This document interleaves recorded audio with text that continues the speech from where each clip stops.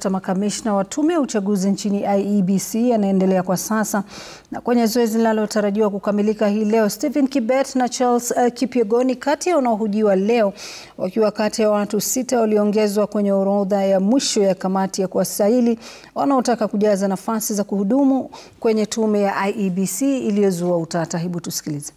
See, we can run an audit the way an audit was done on the register.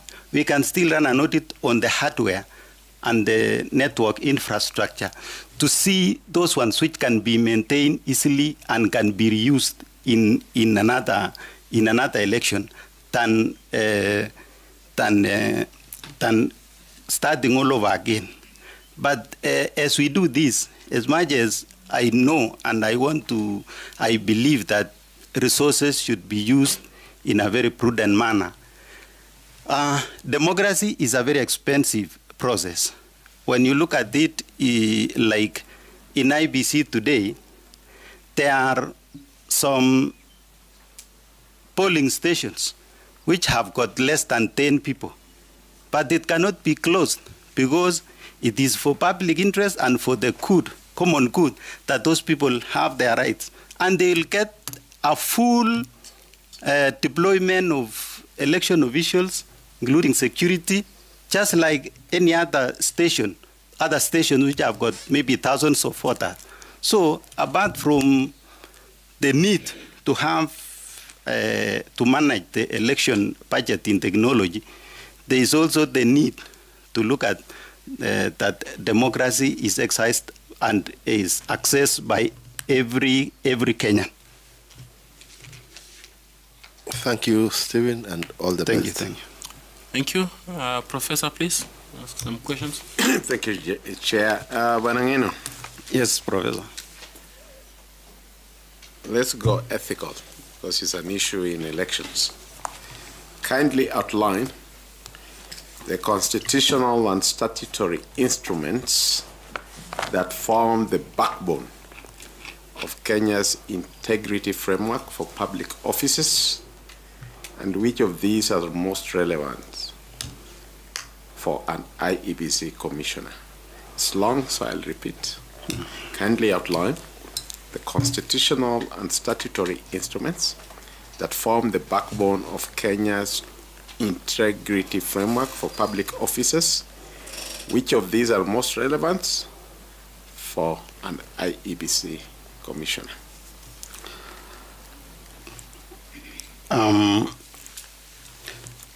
One is the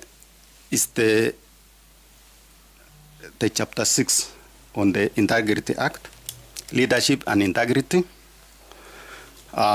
which define actually the qualification of anybody aspiring to enter to any office or of leadership in the country. We also have the ethics code, and I think Article 10 and Article 232, which talks about public service, code of ethics, that define how a public servant is supposed to conduct himself within the office and outside the office when managing public affairs, to the extent that the interest of the public comes first before the personal interest. IEBC Act also will affect a commissioner, because there is a need to understand what are the roles of, or what are the functions or the mandate of a commission. You will be leading a commission, which you should know its mandate, and it is explained in the IEBC Act. There is also Election Surveillance Act, which every commissioner will need to familiarize themselves so that they are able to understand when elections offenses are made, or and so forth. So I think those are the ones that are very important. Thank you very much, Chair. Okay, Professor, do you have last two questions for the candidate? Sure. Stephen Kibet Ngeno, in this last segment, through the chair, we usually ask high school questions, and we started from where your expertise is. And I think your forte is ICT. Yeah, sorry. I mean, your main area, according to your... Yes, it's ICT. ICT. Yes, sir. The Kriegler Commission recommended, among other major reforms, the need to adopt technology in the election process to provide efficient, transparent, auditable, and credible results. Subsequently, election after election, there have been issues on technology, especially the result transmission system. And the Supreme Court has pronounced itself, including in the 2022 election. Having been an insider and now wanting to go back, especially on ICT, and having heard you that the 2013 commission had an ICT commissioner, and the subsequent one did not have an ICT commissioner. Based from where I've started, from Kriegler to Supreme Court to Ngeno, the expert on ICT, where is the problem and how will you resolve it?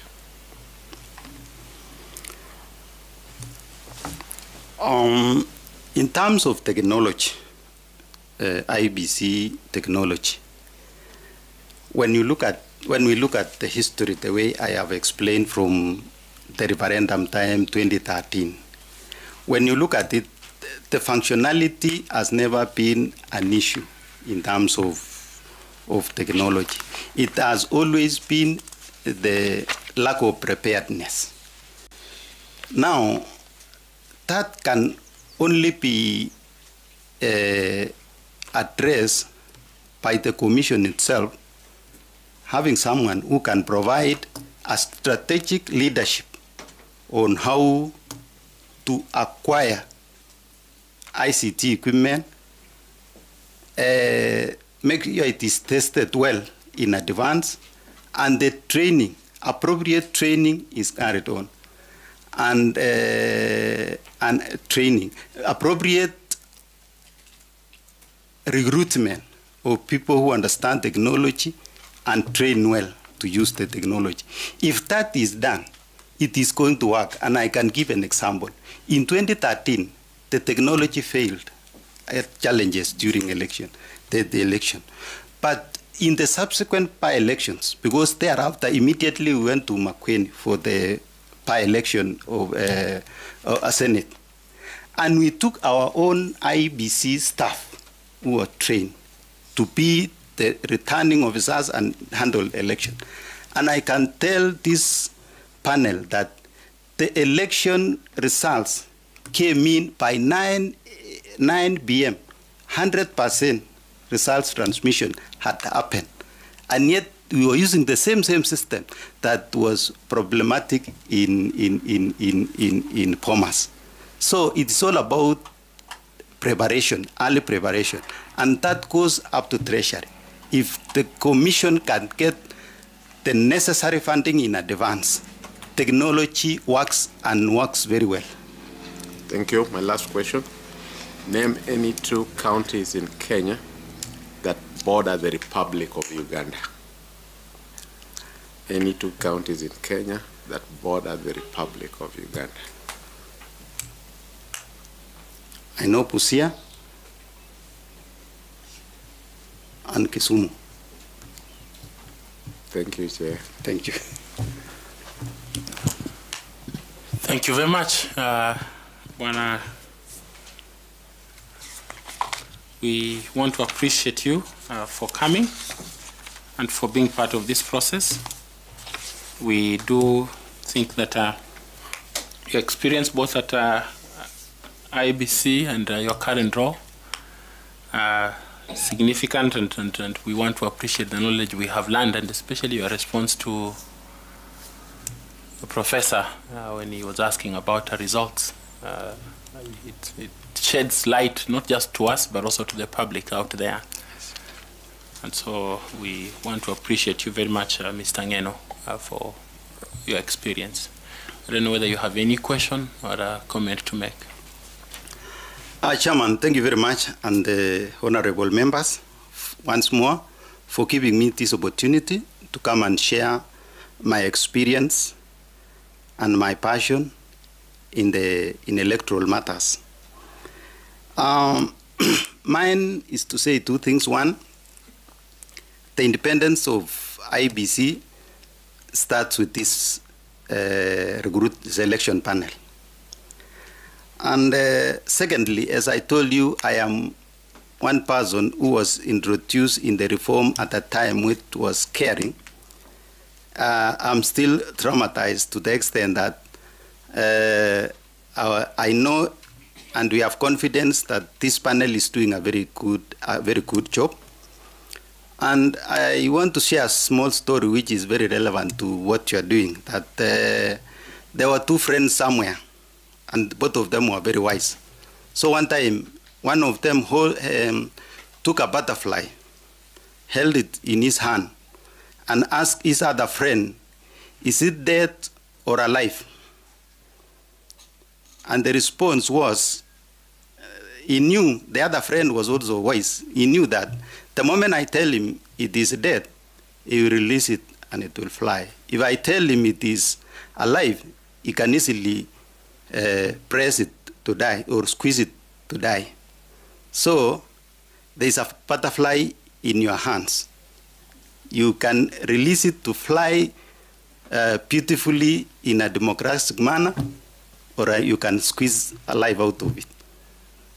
The country is looking for you, looking at you, Professor. Thank you very much. We will need the question first. No, I don't have a question. No, we need the question for us to know what to do with the butterfly. Release the butterfly to fly. Okay, thank you. Alive, it will not fly when it is dead.